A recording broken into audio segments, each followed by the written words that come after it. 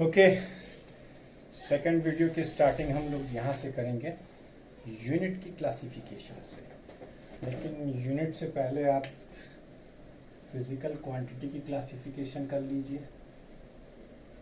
कुछ चीज़ें आपकी बुक में नहीं है, लेकिन इसका ये बिल्कुल मतलब नहीं है कि आपको नहीं आनी चाहिए।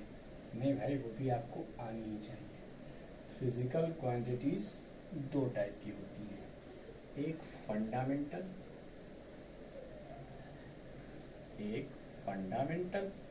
और दूसरा derived.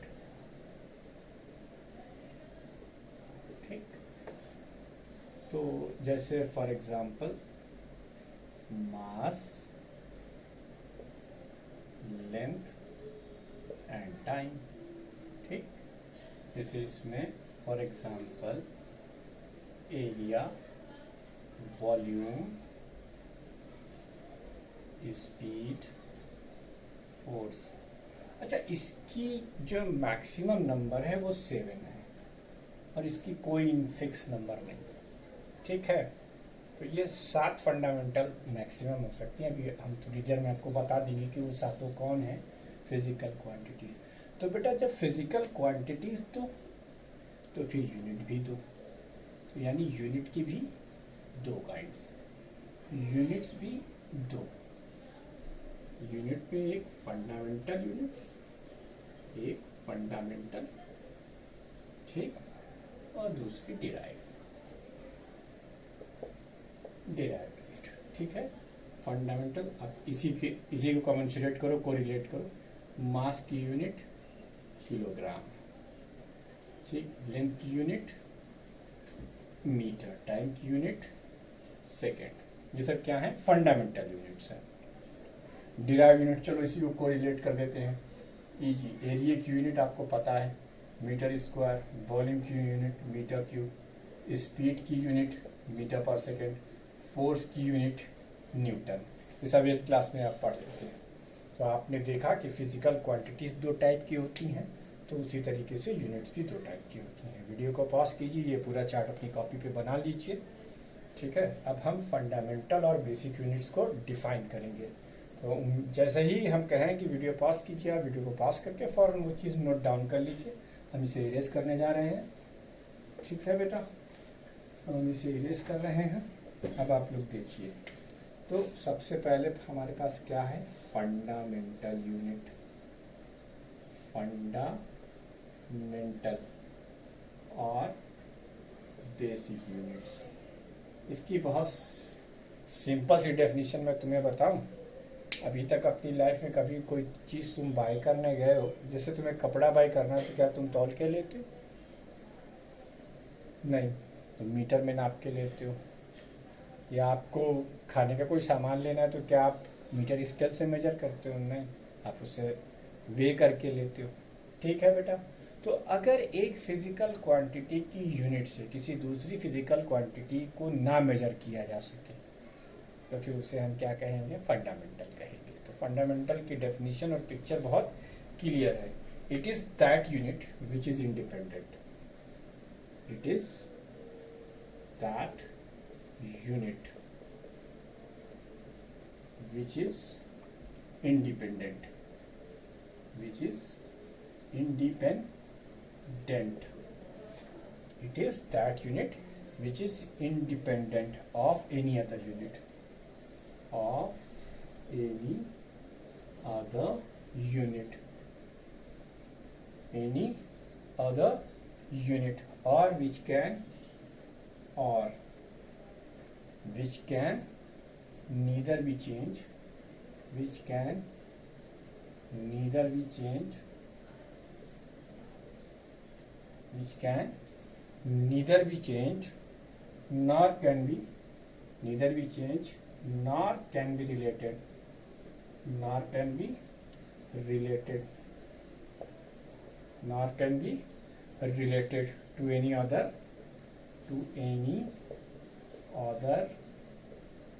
fundamental units, any other fundamental unit. ठीक है, फॉर एग्जाम्पल यूनिट ऑफ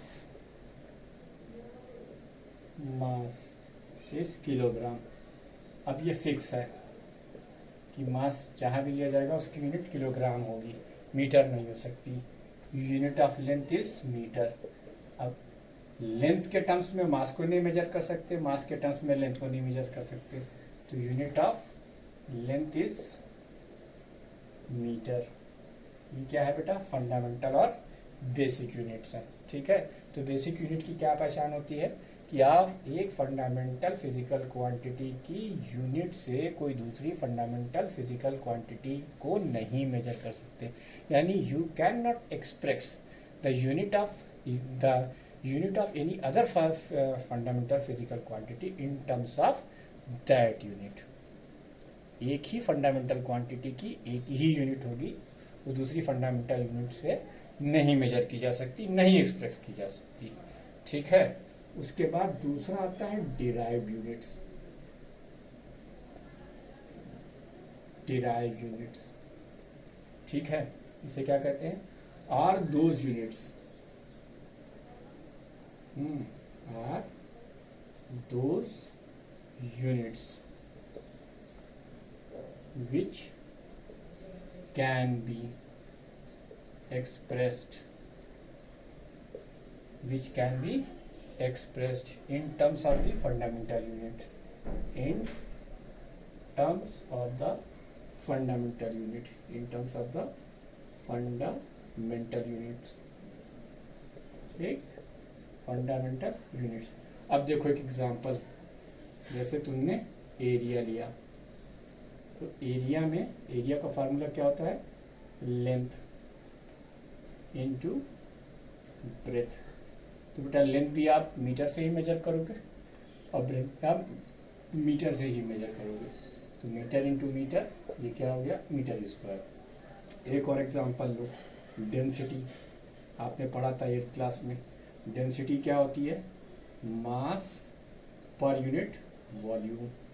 अच्छा, ये आपने लिखा मास, ये तो फंडामेंटल है, लेकिन वॉल्यूम डिराइव्ड है, तो वॉल्यूम में क्या लिखोगे? Length into breadth into height.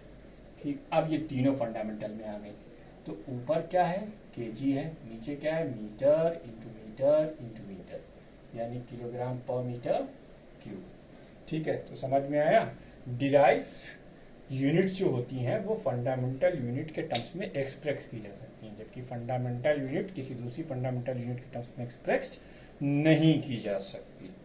ठीक है, ये हुआ फंडामेंटल यूनिट और ये हुआ डिराइव यूनिट की डेफिनेशन। तो दो टाइप की फिजिकल क्वांटिटी, दो टाइप की यूनिट्स हो गई। ओके, अब हम लोग वर्ल्ड में चलने वाले कुछ प्रचलित सिस्टम्स के बारे में बात करेंगे। हम आपको थोड़ी सी जानकारी देंगे कि कौन कौन से सिस्टम रहे वर्ल्ड में, जो कि उन्होंने एक नोटिसेबल वो रहे कि भाई हम इसी टर्म्स में यूज़ करेंगे। जैसे आपके सामने आएगा भी एक फ्रेंच सिस्टम, एक आएगा आपके सामने ब्रिटिश सिस्टम, फिर आपके पास at the end of the day जो इसका फाइनल आएगा वो आएगा standard international system of units. तो अब हम बारी बारी से सारे उसको वो करते हैं। वीडियो पॉज करके आपने नोट कर ही लिया होगा, जैसे कि हमने आपको बताया। ठीक है, अगर हम आपको नोट करने का टाइम देंगे तो वो काफ़ी लेंदी वीडियो होगा और उसका अननेसेसरी, तो आप वीडियो पॉज कीजिए और इसको नोट कीजिए। ठीक है, तो हम यहाँ पर एक हेडिंग डालते हैं, system of unit, system of units. अच्छा, ये सब चीज़ें आपको पता होनी चाहिए। ये देखो, पहला हमने लिखा एफपीएस, एफपीएस सिस्टम। क्या है ये हमारा? FPS system. यहाँ एफ जो है ये फुट बता रहा है, फुट, ये बड़ा फ्रेंच सिस्टम है। लेंथ, पी क्या है? Pound, sorry no I am sorry, ये ब्रिटिश सिस्टम है, पाउंड। ये मास बता रहा है और ये सेकंड, किसको मेजर कर रहा है? टाइम को। ठीक, दूसरा सिस्टम हम ले रहे हैं, ये फ्रेंच सिस्टम है, आई एम सॉरी, ये ब्रिटिश सिस्टम है और ये फ्रेंच सिस्टम है। ये सेंटीमीटर बता रहा है, सेंटीमीटर। ठीक, सेंटीमीटर किसके लिए? लेंथ को मेजर करता है, जो कि एक फंडामेंटल फिजिकल क्वांटिटी है। जी ग्राम को मेजर करता है, जी स्टैंड फॉर ग्राम, ग्राम मास को मेजर करती है, और एस यूजुअल है, सेकंड को रिप्रेजेंट करता है, जो कि टाइम वो करती है। दो सिस्टम तो ये हो गए, ये हो गया आपका ब्रिटिश सिस्टम, ये हो गया आपका फ्रेंच सिस्टम। तीसरा सिस्टम एम डॉट के डॉट एस सिस्टम, एम के एस सिस्टम। एम ये है मीटर, मीटर क्या बता रहा है, लेंथ, ठीक। ये के क्या स्टैंड कर रहा है, किलोग्राम, ठीक। ये किसके लिए, मास, और ये क्या है, सेकंड, ये किसके लिए, ये टाइम के लिए। ये तीन सिस्टम कॉमन हो गए। लेकिन बच्चों भी आपको आगे कुछ आपने लास्ट ईयर थर्मोमीट्री में पढ़ा था, ठीक है, तो उसमें आपने हीट के बारे में जाना था। अब हीट की कोई भी आप चीज़ लोगे तो वहाँ टेम्परेचर इन्वॉल्व हो जाएगा। तो इन तीनों सिस्टम में देखो टेम्परेचर कहीं नहीं है। यहाँ देखो लेंथ मास टाइम तो है, यहाँ भी लेंथ मास टाइम तो है, यहाँ भी लेंथ मास टाइम तो है, लेकिन टेम्परेचर नहीं है। अच्छा, करंट के बारे में भी थोड़ा आपने पढ़ा था, पोटेंशियल के बारे में, तो करंट भी नहीं है। तो ऐसी बहुत सारी फिजिकल क्वांटिटी हैं जिनकी यूनिट इन तीन के अलावे भी ज़रूरत पड़ती है। तो इसलिए ये तीनों सिस्टम चूंकि लिमिटेड हैं, हाँ, और ये मैकेनिकल सिस्टम कहलाते हैं। लेकिन फिजिक्स सिर्फ मैकेनिक्स बेस्ड नहीं, फिजिक्स उसके बहुत आगे इलेक्ट्रॉनिक्स तक आ गई। तो बहुत सारे ऐसी हमारी फिजिकल क्वांटिटीज़ हैं जिनकी यूनिट हम इन तीन के टर्म्स में नहीं ले सकते थे। इसलिए 1960 में एक कॉन्फ्रेंस हुई। उस कॉन्फ्रेंस में ये तय किया गया कि अब हम तीन की जगह पर 7 फिजिकल क्वांटिटी को फंडामेंटल मान लेंगे। इसी का नाम है standard international system of units. Standard international system of unit, international system of units. अच्छा, पूरा वर्ल्ड आज इसी सिस्टम को फॉलो करता है। सारी बुक्स इसी में लिखी जाती हैं। आपको आपके करिकुलम में जितनी भी न्यूमेरिकल्स हैं वो आपको इसी सिस्टम की यूनिट्स के अकॉर्डिंग करने हैं, unless otherwise it is stated. नहीं तो यही सिस्टम माना जाएगा। इसे एसआई सिस्टम कहते हैं। क्या कहते हैं, एसआई सिस्टम। और इन तीनों सिस्टम से सिस्टम में डिफरेंस क्या था कि इसमें देखो फंडामेंटल फिजिकल क्वांटिटी सिर्फ 3, इसमें क्या है, सिर्फ 3 है। लेकिन इस सिस्टम के अंदर फंडामेंटल फिजिकल क्वांटिटीज का नंबर जो था वो 7 कर दिया गया। कितने नंबर्स कर दिए गए, 7 नंबर कर दिए गए, ठीक है। तो बेटा हम वो 7 लिखेंगे। देखो, पहला उन्होंने दिया मास, मास की यूनिट है किलोग्राम, और इसे एब्रिविएट किया जाता है केजी से, ठीक। उसी तरीके से लेंथ, इसकी यूनिट उन्होंने ली मीटर, इसको एब्रिविएट किया एम से। फिर 3 लिया टाइम, इसे सेकंड से, और इसे एस लिखा। ये तीनों मैकेनिकल हैं, ये तीनों तो कोई इसमें कॉमन है। तो अब इसमें नया क्या है, अब देखो नया आने जा रहा है। इसमें इन्होंने चौथी ले ली करंट। करंट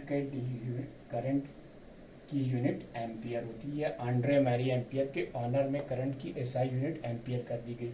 इसको एब्रिविएट किया जाता है ए से, ठीक।